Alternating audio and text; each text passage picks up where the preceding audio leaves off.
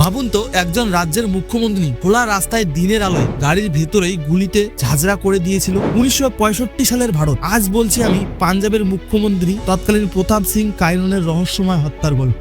6 ফেব্রুয়ারি 1965 দিল্লি থেকে চণ্ডীগড় যাচ্ছিলেন প্রতাপ সিং কাইরন। হরিয়ানার সোনে পাটেগড়ের কাছে গ্র্যান্ড ট্রাঙ্ক রোডে হঠাৎ তার গাড়ি থামানো হয়। মুহূর্তের মধ্যেই পরপর গুলি চালিয়ে তাকে হত্যা করা হয়। গাড়ির মধ্যে প্রাণ হারান পাঞ্জাবের প্রাক্তন মুখ্যমন্ত্রী প্রতাপ সিং কাইরন। এরপর তদন্তে উঠে আসে এই হত্যাকাণ্ড নাকি ব্যক্তিগত প্রতিশোধের ফল। অভিযুক্ত সুচা সিং ও তার সঙ্গীদের দাবি, কাইরনের সিদ্ধান্তের কারণেই তাদের পরিবার ক্ষতিগ্রস্ত হয়েছিল।